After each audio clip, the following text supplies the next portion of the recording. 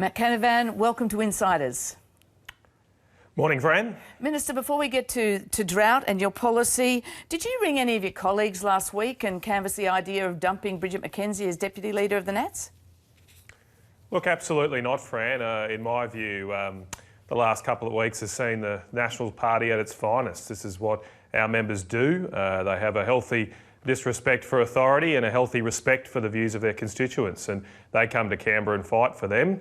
That's what my colleagues have been doing in the past 2 weeks, and I'm confident that that very soon the government will do more to help drought-affected farmers, to help our dairy industry, and when we do so, a lot of the acclaim and credit can go to those members who come to Canberra and do their jobs. It's interesting you say the Nats at the finest. I mean, we had this leak from the party room suggesting people were openly canvassing, dumping the Deputy Leader, Bridget McKenzie.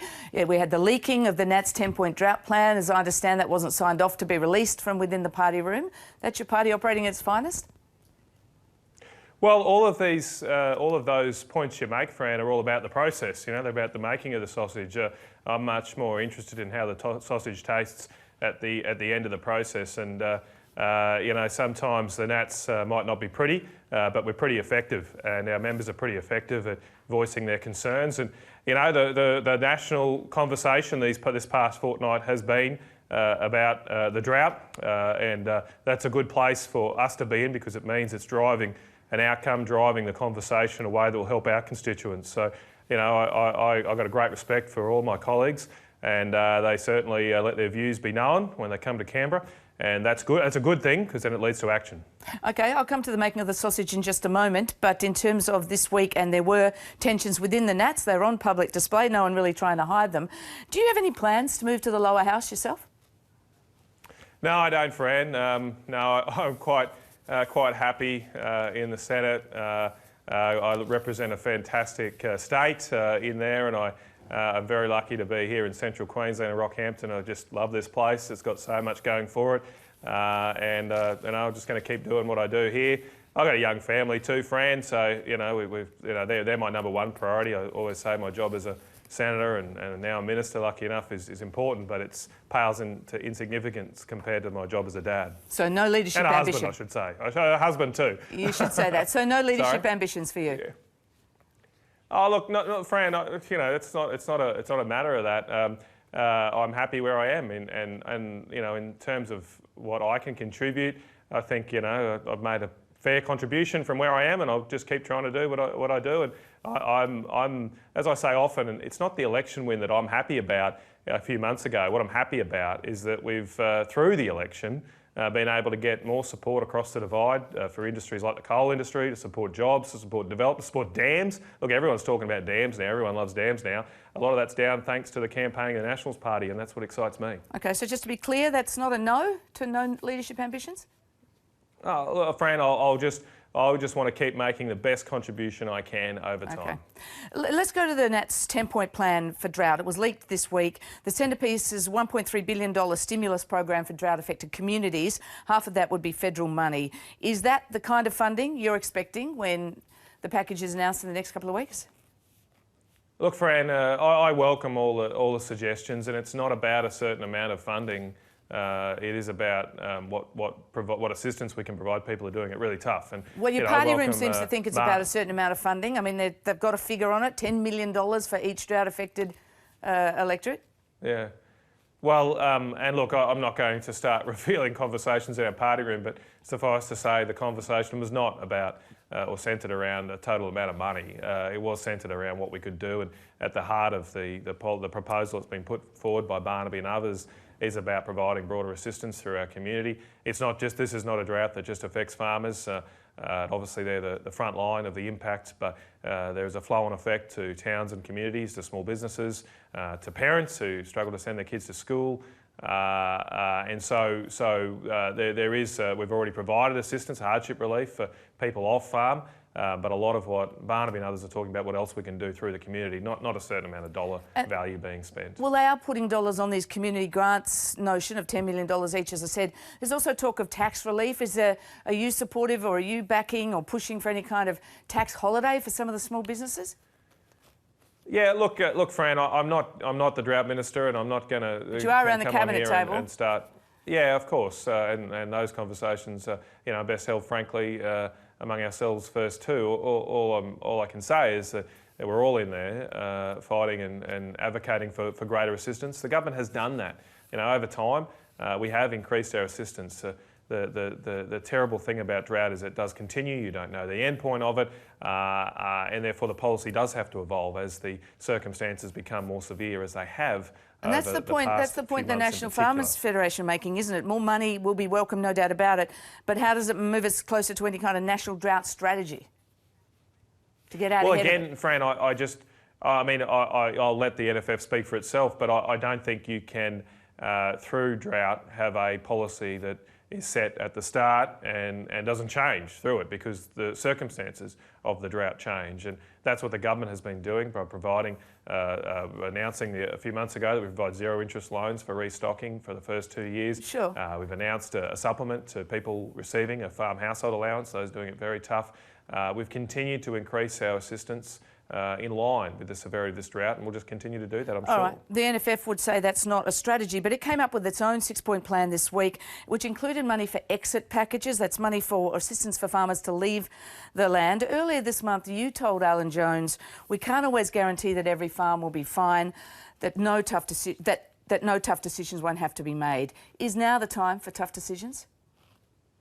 Well, look, Fran, farmers have already themselves, many have had to make that. It's terribly difficult. The government's focus is on providing them support and as much assistance as can be possible to So do you support exit packages? The circumstances of those tough decisions. Look, I think we need to be careful about those. They haven't always been successful in other industries. I'm much more interested in finding ways to keep Australians on the land because I believe in our future as a farming community, farming economy.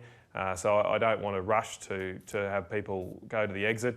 That's not to say, Fran, I'm not trying to claim that every farmer and every place, every family, stays there forever. Things obviously do shift and change, but I think the government's focus is very much on building our capability to grow things in our country, to become a stronger economy based on agriculture, and that's our focus. You're the Resources Minister. I assume you support the government's emissions reduction target of 26 to 28%. So what's your view then this week of the analysis from ANU suggesting we'll reach our targets if renewable energy continues to grow at the current rapid rate, therefore allowing us to phase out black coal-fired power stations? Oh, look, Fran, I haven't looked at that report in detail. Your assumptions are right. I support the emissions reduction profile. In particular, though, on the issue of coal-fired power, I think we absolutely must maintain our competitiveness in energy, and in particular the use of coal-fired power, because that's what supports so much manufacturing jobs in our country. It's not about the mining industry. I'm a big supporter of the mining industry, but our future health of coal mining is not that dependent on our use of coal here. We export more than 90% of it. But I do support a strong manufacturing industry. I do think we should be a country that continues to make things, to add value to our minerals and agricultural resources.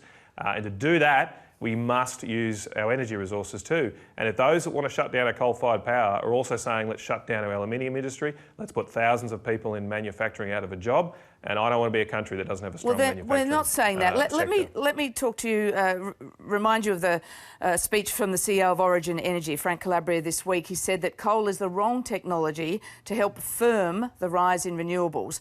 Immediately he said that, you went on Twitter and said, I reckon we should do the opposite of what big energy companies say, because they're a big reason why we're in this mess. They've got no interest in ending a mess that they made lots of money out of, so let's build coal. Is that really what you reckon about energy policy? Just do the opposite of whatever it is that the big energy companies say? Fran, I'm pretty frank usually with my words. My sentiments were no different than more diplomatically put by Rod Sims the other week as well, that there has been strategic behaviour in our market. I continue to be perplexed why in this debate we put so much, or some put so much disproportionate share of weight on the views of dominant incumbent players within the energy market, as Origin is. Well, partly because some of these energy companies... We wouldn't do the same. We wouldn't do the same with Coles and Woolworths. We wouldn't say, what are your views on Aldi to Mr Coles or Mrs Woolworths? That would be absurd. And likewise here, good luck to Origin. But what I'm saying, Fran, very clearly, is that 1,000 jobs just down south of here, an hour drive from where I am in Rockhampton and Gladstone, work in the aluminium sector. We're one of the best aluminium producers in the world. If we turn our back on coal, you turn out the lights on aluminium. It's as simple as that. There's no ifs and buts about it. If we do not have coal-fired power in central Queensland, we will not use our bauxite and value add to it and create jobs here. What will happen is we'll send those rocks overseas to China, we'll send the coal overseas to China, and they'll make the aluminium and they'll create the jobs. You're talking as though coal is the only... I don't want to see that happen. You're talking about as if coal is the only way to generate that power and the correct power, and that's not true. I mean, there's... Well, I'm happy to clear that up. I'm not saying that at all. We should have a mix of... I've always said we should have a mix of electricity sources, but in the case of aluminium, we're not going to be able to produce that without a cheap baseload form of power, which the only one we have here and proximate to where the bauxite resources are is coal. That's just the, so let me go to geology and geography of that industry that you can't separate from. But of course, in other parts of the country and right across the electricity system, we should have an abundantly diverse forms of electricity supply, including renewables. Abundantly diverse, but do you say including coal? Because the challenge of the huge rise in renewables in our grid is the need for more power that's firming and flexible, and coal isn't that. According to Kerry Schott, the head of the government's Energy Security Board, she said recently, the thing about coal plants is because they have to run all the time, they're not flexible at ramping up or ramping down. They are dinosaurs in that sense for being complementary with renewable energy. Well, do you agree with that, or do you think we should do the opposite of what Kerry Schott said?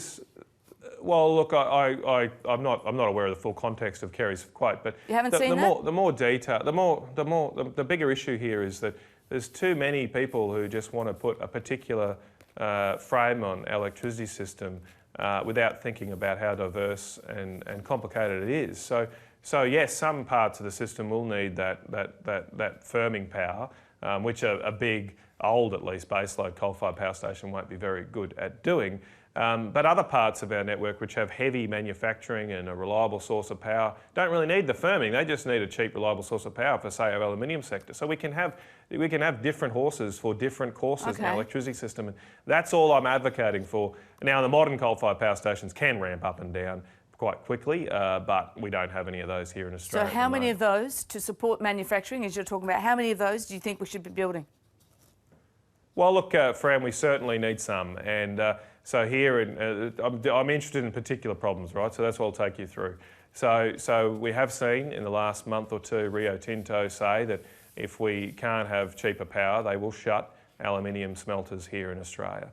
There's one down the road here at Gladstone that relies on the Gladstone power station that is scheduled to shut in about 10 years' time, but Rio are potentially talking that it might be sooner than that unless we can deal with this problem. There's a Tomago aluminium smelter in the Hunter Valley, another 1,000-odd jobs, and that's supported largely by the Liddell coal-fired power station, which is due to shut. Although it's more complicated than that, but I'm trying to simplify it. And down in Victoria, the Portland smelter, it was put at grave risk of closing down with the shutting of Hazelwood a few years ago, and that's only being supported by very large subsidies at the moment by the Victorian government. There's questions of how sustainable those are. So that's just one. That's just one sector. We've got copper refining, copper smelting as well. I want to support these industries because I believe in jobs. The Nationals Party believe in workers. The Labor Party has long since deserted this space, and we're just in there fighting for those industries. By that count, that's a number of them, a number of new coal-fired power stations. Minister, thanks very much for joining us. Thanks, Fran. Have a great day.